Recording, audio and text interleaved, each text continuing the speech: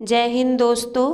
आज हम इस वीडियो में राज्य मानव अधिकार की बात करेंगे, जिसमें हम मध्य प्रदेश मानव अधिकार आयोग पढ़ेंगे। फ्रेंड्स, ध्यान देने वाली बात है, आयोग MPPSC सिलेबस में अभी जुड़ा है, पर कई सालों से मानव अधिकार आयोग, राज्य मानव अधिकार आयोग से क्वेश्चन आते रहे हैं और आगे भी आते रहेंगे। तो यह टॉपिक हमारे लिए बेहद इम्पॉर्टेंट हो जाता है आने वाले एग्ज़ाम के लिए। तो चलिए स्टार्ट करते हैं। क्वेश्चन नंबर 1, मध्य प्रदेश में राज्य मानव अधिकार आयोग की स्थापना किस वर्ष हुई? इसका सही आंसर है 1995।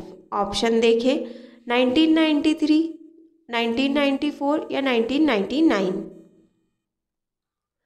मानव अधिकार संरक्षण अधिनियम, जब हम अधिनियम की बात करेंगे, मानव अधिकार संरक्षण अधिनियम की बात करेंगे, तो हम 1993 की बात करेंगे, जिसमें राष्ट्रीय मानव अधिकार अधिनियम या राज्य मानव अधिकार अधिनियम, दोनों अधिनियमों में 1993 आएगा। पर हम स्पेशली मध्य प्रदेश राज्य निर्वाचन आयोग की स्थापना की बात करेंगे, तो हम बात करेंगे 1995 की, जिसमें इसका मुख्यालय है भोपाल में। ठीक है। क्वेश्चन नंबर 2, मध्य प्रदेश राज्य मानव अधिकार आयोग के वर्तमान में अध्यक्ष कौन है? नरेंद्र कुमार जैन। वर्तमान में अध्यक्ष नरेंद्र कुमार जैन है। मनोहर ममतानी, सरबाजित सिंह, है ना। तो वर्तमान में मध्य प्रदेश राज्य आयोग के अध्यक्ष है नरेंद्र कुमार जैन, कार्यकाल है अभी इनका। और सरबाजित सिंह जी गैर न्यायिक सदस्य है। ठीक है। क्वेश्चन नंबर 3, राज्य मानव अधिकार आयोग की न्यायिक सदस्य की नियुक्ति किसके द्वारा की जाती है? इसमें पूछा है न्यायिक सदस्य की नियुक्ति किसके द्वारा की जाती है? इसका सही आंसर है राज्यपाल द्वारा। ऑप्शन देखें, राज्य मानव अधिकार आयोग के अध्यक्ष द्वारा, राष्ट्रपति द्वारा या मुख्यमंत्री द्वारा। इसका सही आंसर है राज्यपाल द्वारा। न्यायिक सदस्य और गैर न्यायिक सदस्यों की नियुक्ति राज्यपाल द्वारा की जाती है, लेकिन आप सभी जानते हैं कि राष्ट्रपति या राज्यपाल किसी भी सलाहकार समिति के द्वारा सिफारिश पर या आधार पर किसी भी अध्यक्ष या सदस्यों की नियुक्ति करते हैं, है ना। तो देखिए इसमें कौन कौन शामिल है। अध्यक्ष और सदस्यों की नियुक्ति, अध्यक्ष और सदस्यों की नियुक्ति राज्यपाल द्वारा मुख्यमंत्री की अध्यक्षता वाले उच्चतम समिति की सिफारिश के आधार पर की जाती है। उच्चतम स्तरीय समिति विधानसभा के अध्यक्ष, विधानसभा का विपक्ष का नेता और राज्य गृह मंत्री, यह तीनों शामिल होते हैं जब हम राज्य मानव अधिकार के अध्यक्ष या सदस्यों की नियुक्ति की बात करेंगे। तो ऑप्शन में आता है नियुक्ति किसके द्वारा की जाती है। इसमें ऑप्शन में मुख्यमंत्री भी है और राष्ट्रपति भी है, पर ध्यान देना है राज्य मानव अधिकार आयोग के सदस्यों की नियुक्ति राज्यपाल द्वारा की जाती है, वो भी समिति सलाहकार समिति की सिफारिश के आधार पर, जिसमें यह समिति में 3 सदस्य होंगे जो कि मुख्यमंत्री द्वारा अध्यक्षता की जाएगी, जिसमें शामिल होंगे विधानसभा के अध्यक्ष, विधानसभा के विपक्ष का नेता और राज्य गृह मंत्री। क्वेश्चन नंबर 4, राज्य मानव अधिकार आयोग द्वारा अपनी वार्षिक रिपोर्ट किसे प्रस्तुत की जाएगी? केंद्र सरकार को, राज्य सरकार को, राष्ट्रपति को या राज्यपाल को? अगर आप सोच रहे हैं राज्यपाल, तो इसका आंसर राज्यपाल नहीं है, इसका सही आंसर है राज्य सरकार। हमने जब राष्ट्रीय मानव अधिकार पढ़ा था, तब उसमें हमने केंद्र सरकार की बात करी थी। अब हम जब राज्य मानव अधिकार पढ़ रहे हैं, तो इसमें हम राज्य सरकार की बात करेंगे। देखिए, राज्य मानव अधिकार आयोग द्वारा अपनी वार्षिक रिपोर्ट राज्य सरकार को प्रस्तुत की जाती है। राज्य सरकार को प्रस्तुत रिपोर्ट यह वर्णित होता है कि प्रस्तुत वार्षिक मानव अधिकार के उल्लंघन से संबंधित कितने मामले दर्ज हुए। अब हमें ये बता रहे हैं कि उस रिपोर्ट में क्या क्या प्रस्तुत किए जाता है। इसमें यह प्रस्तुत किया जाता है कि वर्ष में मामले अधिकारों के उल्लंघन से संबंधित कितने मामले दर्ज हुए, उन मामलों पर राज्य आयोग द्वारा राज्य सरकार से क्या सिफारिशें की गई। ठीक है। क्वेश्चन नंबर 5, राज्य मानव अधिकार आयोग के अध्यक्ष और सदस्यों के वेतन भत्ते का निर्धारण किसके द्वारा किया जाता है। इसका सही आंसर है राज्य सरकार द्वारा, है ना, राज्य सरकार द्वारा। राज्यपाल नहीं आएगा इसका आंसर, राज्य सरकार द्वारा किया जाता है वेतन और भत्ते। और जहां हम राष्ट्रीय मानव अधिकार की बात करेंगे तो वहां केंद्र सरकार द्वारा किया जाएगा। राज्य मानव अधिकार आयोग के अध्यक्ष और सदस्यों के वेतन भत्ते का निर्धारण राज्य सरकार द्वारा किया जाता है। छठवां क्वेश्चन, कोई व्यक्ति जो राज्य मानव अधिकार आयोग के अध्यक्ष रह चुका हो, क्या वह पुनः राज्य मानव अधिकार के अध्यक्ष के लिए नियुक्त हो सकता है? हाँ, नहीं, राष्ट्रपति के विवेक पर निर्भर है या राज्यपाल के विवेक पर निर्भर है। तो इसका आंसर है हाँ, हो सकता है पुनः। देखें, जो 2019 का संशोधन के पूर्व, जो 2019 के संशोधन के पूर्व कोई भी व्यक्ति जो राज्य मानव अधिकार आयोग के अध्यक्ष रह चुके हो वो पुनः नियुक्त नहीं हो सकता था, पहले नहीं हो सकता था, पर जब 2019 के संशोधन के अनुसार पुनः नियुक्त हो सकते हैं। 2019 के संशोधन के बाद अब ऐसा कोई व्यक्ति जो राज्य सरकार के आयोग का अध्यक्ष रह चुका है वह पुनः नियुक्ति का पात्र होगा। तो इसका सही आंसर है हाँ, पुनः नियुक्ति का पात्र होगा। क्यों? क्योंकि 2019 के संशोधन में यह बोल चुके हैं कि पुनः नियुक्त के पात्र होंगे। क्वेश्चन नंबर 7, मानव अधिकार में निम्न में से कौन सा अधिकार शामिल नहीं है? गरिमा का अधिकार, समता समानता का अधिकार, स्वतंत्रता का अधिकार, उपयुक्त सभी। इसका सही आंसर है उपयुक्त सभी। देखें, मानव अधिकार अधिनियम की धारा 2 मानव अधिकार को परिभाषित किया गया है। मानव अधिकार अधिनियम की धारा 2 में मानव अधिकारों की परिभाषित किया गया है। मानव अधिकार में व्यक्ति की गरिमा, समानता और स्वतंत्रता का अधिकार शामिल है। प्रस्तुत प्रश्न में उपयुक्त सभी विकल्प है। फ्रेंड्स, आप जान लें कि अगर हम बात करें मौलिक अधिकार की या मानव अधिकार की, इसमें अंतर सिर्फ इतना है, जो मौलिक अधिकार है वह देश पर निर्भर करता है। देश में आप रह रहे हैं वहाँ के क्या मौलिक अधिकार है। जैसे आप भारत में रह रहे हो तो भारत के कितने मौलिक अधिकार है, कौन कौन से मौलिक अधिकार है, और आप अमेरिका में रह रहे हो तो अमेरिका के कौन कौन से मौलिक अधिकार है, वो हम पे लागू होते हैं। पर जहाँ हम मानव अधिकार की बात करते हैं, मानव अधिकार जब बच्चा माँ के पेट में होता है तभी से यह मानव अधिकार लागू हो जाते हैं, है ना। तो इसमें महत्वपूर्ण क्या है? गरिमा, समानता और स्वतंत्रता का अधिकार शामिल है। ठीक है। क्वेश्चन नंबर 8, राज्य मानव अधिकार आयोग का मुख्य कार्यकाल अधिकारी किस श्रेणी का अधिकारी होता है? इसका सही आंसर है राज्य सरकार के सचिव की श्रेणी का। राज्य सरकार के सचिव श्रेणी का। अगर हम राज्य की बात करेंगे तो राज्य सरकार के सचिव की श्रेणी का, और अगर हम राष्ट्रीय मानव अधिकार की बात करेंगे तो भारत सरकार के सचिव की श्रेणी का, है ना। चलिए देखें, मानव अधिकार संरक्षण अधिनियम 1993 के अनुसार राज्य मानव कार्यकाली अधिकारी सचिव के नाम से जाना जाएगा। इसमें क्या इम्पोर्टेंट है? मुख्य यह सचिव राज्य सरकार के सचिव की श्रेणी के अधिकारी होते हैं जो कि सभी प्रकार की प्रशासनिक और वित्तीय शक्ति प्राप्त होती है।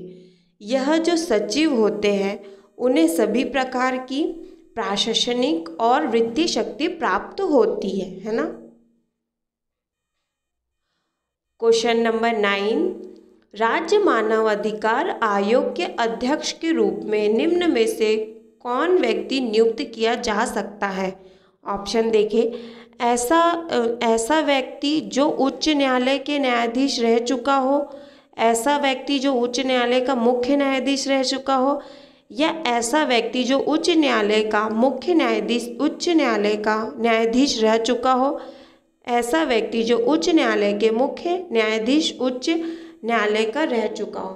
फ्रेंड, जब हमारे सामने ऐसा क्वेश्चन आ जाता है तो हम एग्ज़ाम में कंफ्यूज हो जाते हैं कि हमें लगता है सब कुछ सही है, इसमें सारे ऑप्शन सही है, पर इसका सही आंसर है डी, ऐसे व्यक्ति जो उच्च न्यायालय का मुख्य न्यायाधीश या उच्च न्यायालय के न्यायाधीश रह चुके हो। 2019 के संशोधन का प्रभाव राज्य मानव अधिकार आयोग के अध्यक्ष की योग्यता पर भी पड़ा है ना। संशोधन के पश्चात अब राज्य मानव अधिकार का अध्यक्ष ऐसा व्यक्ति होगा जो उच्च न्यायालय का मुख्य न्यायाधीश या उच्च न्यायालय का न्यायाधीश रह चुका हो। क्वेश्चन नंबर 10, इसमें से किस राज्य में सर्वप्रथम राज्य मानव अधिकार की स्थापना हुई? फ्रेंड्स, ऑप्शन देखें। अगर आप सोच रहे हैं मध्य प्रदेश तो इसका आंसर बिल्कुल गलत है। इसका सही आंसर है पश्चिम बंगाल। मानव अधिकार संरक्षण अधिनियम 1993 में राज्य में मानव अधिकार आयोग की स्थापना संबंधित प्रावधान किए गए। ठीक है, इसमें सर्वप्रथम 1994, जब अधिनियम की बात करेंगे तो 1993, पर अगर हम पहले सर्वप्रथम किस राज्य में लागू किया गया तो 1994 की बात करेंगे। इसमें हम बात करेंगे 1994 में पश्चिम बंगाल राज्य ने पहले मानव अधिकार आयोग की स्थापना की अपने राज्य में। 11वां क्वेश्चन, राष्ट्रीय मानव अधिकार आयोग के अध्यक्ष और सदस्यों का कार्यकाल कितना होता है? हमने राष्ट्रीय मानव अधिकार में भी पढ़ा था और राज्य मानव अधिकार में भी पढ़ रहे हैं, इनका सेम ही कार्यकाल होता है। तो अगर आपने राष्ट्रीय मानव अधिकार अच्छे से देखा हो तो याद होगा 3 वर्ष या 70 वर्ष की आयु पूर्ण करने तक, दोनों में से जो भी पूर्ण हो जाए।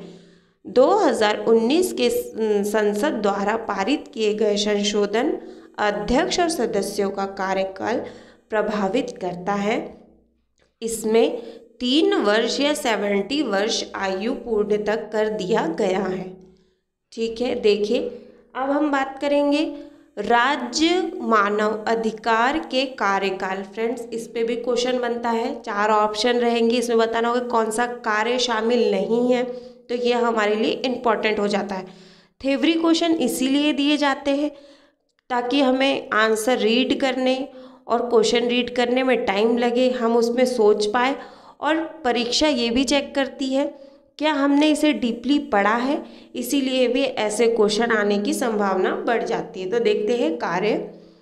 मानव अधिकार का उल्लंघन से संबंधित मामलों की जांच करना।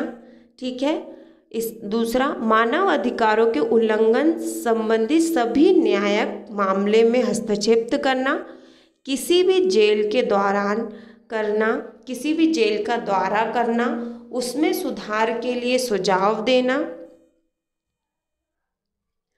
मानव अधिकार के क्षेत्र में अनुसंधान करना, संविधान या किसी भी अन्य कानून द्वारा प्रदान मानव अधिकार के सुरक्षा उपयोग की समीक्षा करना, उसमें बदलाव की सिफारिश भी करना, समाज के विभिन्न वर्गों के बीच मानव अधिकार साक्षरता का प्रचार प्रसार विभिन्न माध्यमों से करना। अब देख लेते हैं अन्य।